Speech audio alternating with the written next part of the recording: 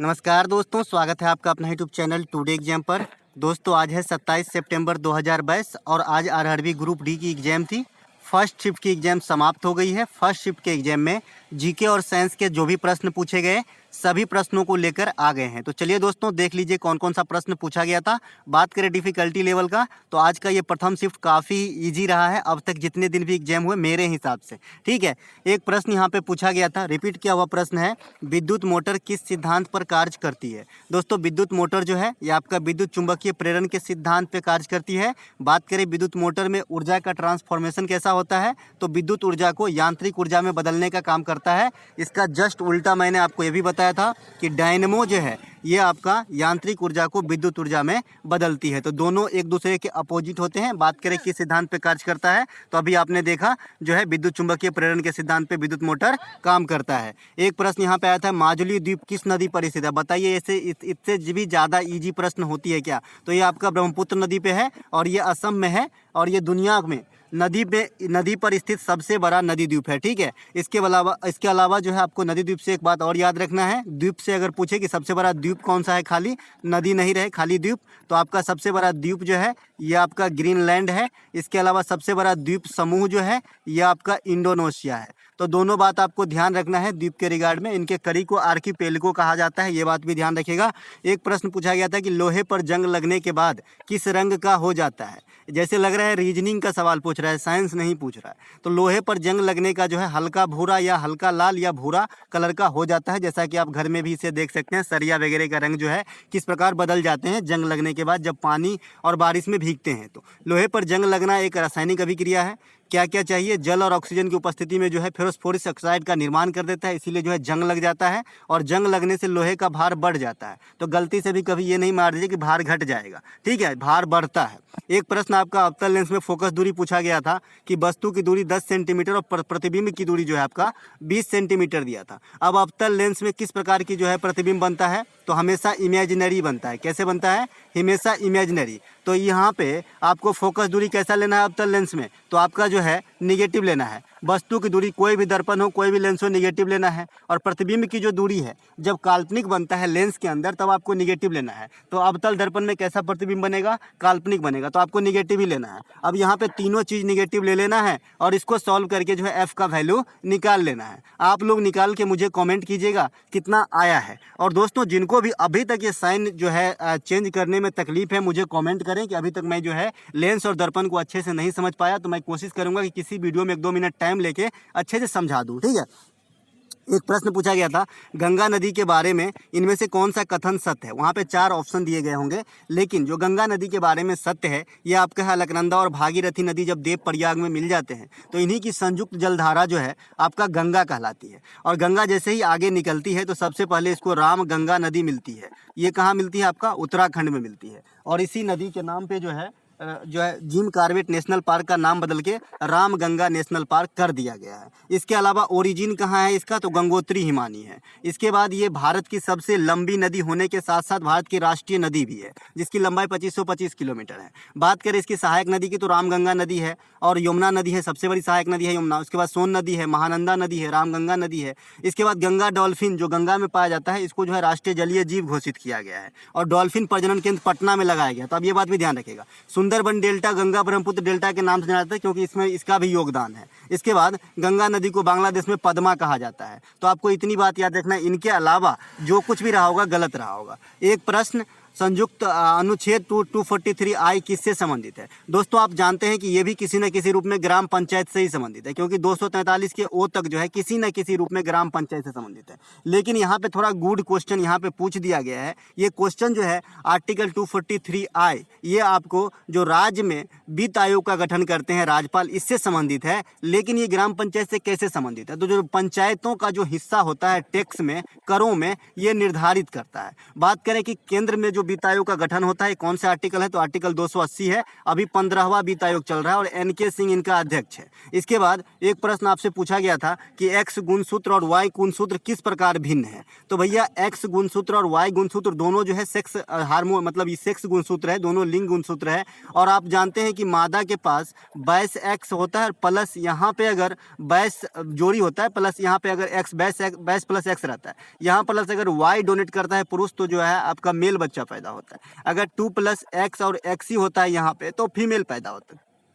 तो यहाँ पे जो मेल में होता है वो सिर्फ वाई होता है मतलब सेक्स गुणसूत्र में, और फीमेल में एक्स होता है। तो इतना सा फर्क है। अकॉर्डिंग टू ऑप्शन देखा जाएगा कि क्या था ऑप्शन में, मेरे हिसाब से इतना ही, क्योंकि ऑप्शन इसमें नहीं मिला था। जवाहर रोजगार योजना किस पंचवर्षीय योजना में शुरू किया गया था। अब ये कौन नहीं बना के आएगा बताइए। जवाहर रोजगार योजना हो गया, अंत्योदय योजना हो गया, इंदिरा आवास हो गया, ये सब कोई भूलता है जी, है ना। तो 7वीं पंचवर्षीय योजना में लगाया गया था आपका जवाहर रोजगार योजना। एक प्रश्न आया था कि ऊष्मा और करंट के बीच का सही समीकरण क्या है। सब दिन बताते आ रहे हैं कि इस पे न्यूमेरिकल पूछा जा रहा है, और मैंने पावर का बताया है, फिर F बराबर R/2 बताया है, श्रेणी क्रम में हो और समांतर क्रम में R फाइंड करना बताया है, दर्पण बताया है, लेंस बताया है, क्षमता निकालना बताया है, ऊर्जा खपत बताया है। इसके बाद ऊष्मा का सूत्र H बराबर I²RT बताया है।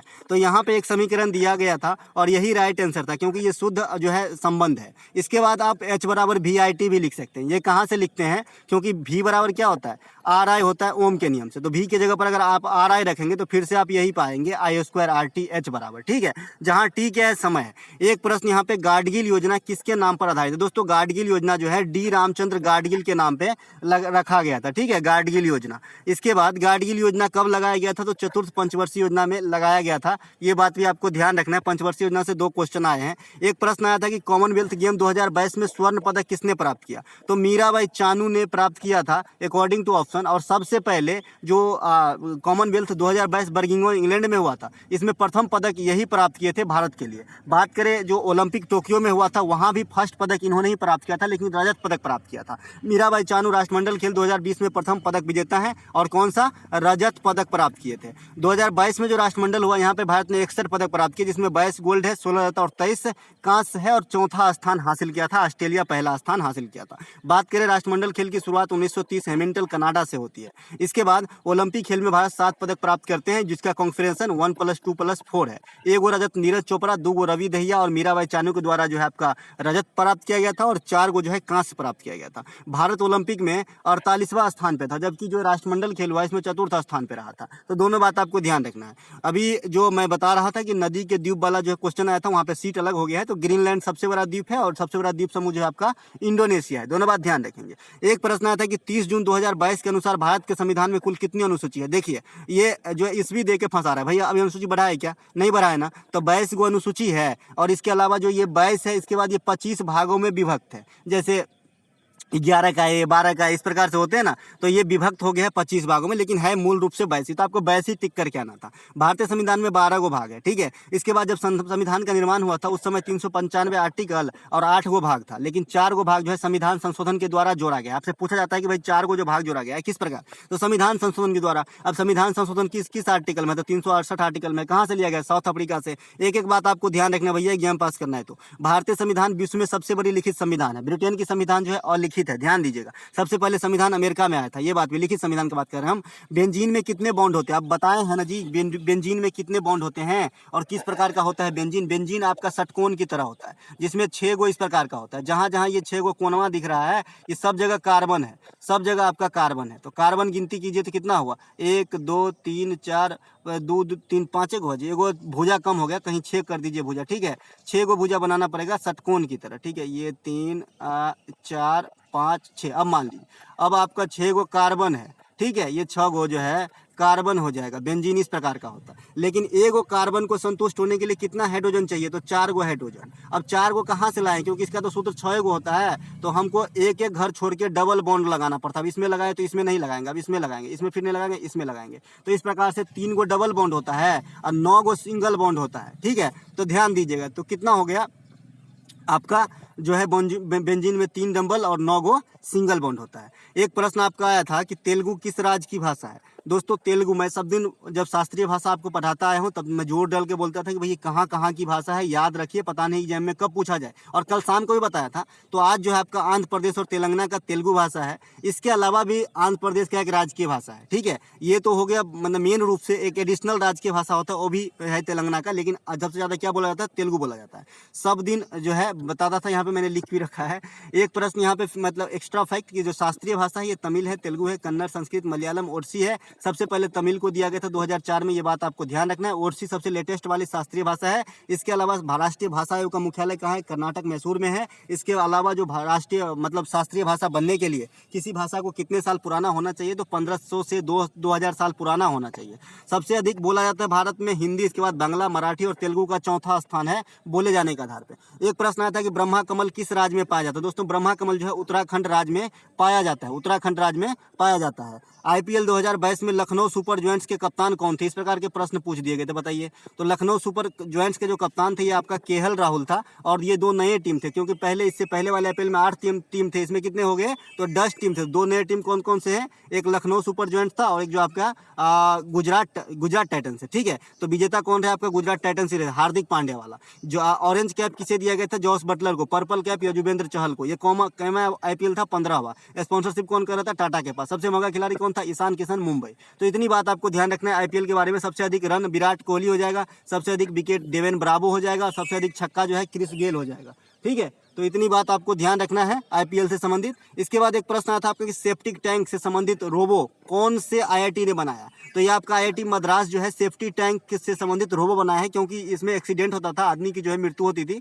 तो इसे बचाने के लिए एक रोबो का निर्माण किया है। एक प्रश्न आया था कि अवतल लेंस से संबंधित एक प्रश्न पूछा गया था, लेकिन क्लियर नहीं हुआ। एक इससे पहले आपने अवतल लेंस देखा था जो न्यूमेरिकल था, लेकिन एक अवतल लेंस से और प्रश्न पूछा गया था, लेकिन यहाँ पे हो सकता है कि प्रतिबिंब की प्रकृति पूछा गया हो, है ना। तो इसमें काल्पनिक प्रतिबिंब बनता है, ठीक है। एक प्रश्न यहाँ पे विश्वविद्यालय अनुदान आयोग का संस्थापक किसे माना जाता है। तो दोस्तों विश्वविद्यालय अनुदान आयोग के संस्थापक अकॉर्डिंग टू ऑक्सन बात करेंगे, क्योंकि इसमें जो है बहुत झोल है। सबसे पहले लॉर्ड मैकेले के मन में ये बात आया था, ठीक है, अंग्रेज की बात हो गई। इसके बाद एस राधा कृष्णन जी भी इस पे प्रयासरत रहे। उसके बाद जो हमारा शिक्षा मंत्री रहे मौलाना अबुल कलाम आजाद, इनका भी नाम आता है। तो जो भी ऑप्शन में रहा होगा राइट आंसर हो जाएगा। वर्तमान में यूजीसी के प्रमुख कौन है, तो जगदीश कुमार है। इसे ही विश्वविद्यालय अनुदान आयोग कहा जाता है, ठीक है। प्रोफेसर वगैरह बनते हैं इनका एग्जाम देके, ठीक है। एक प्रश्न यहाँ पे अनुच्छेद 352 का संबंध किससे है, तो राष्ट्रीय आपात से है। अब भारत में राष्ट्रीय मतलब आपातकाल से संबंधित कितने आर्टिकल हैं, तो 3 आर्टिकल है। 356 राष्ट्रपति शासन, 360 वित्तीय आपात और 352 आपका राष्ट्रीय आपात है। भारत में आपातकाल की व्यवस्था कहाँ से ली गई, तो जर्मनी के बैमर संविधान से। भारत में अब तक कौन से आपात नहीं लगा गया है, तो वित्तीय आपात कभी नहीं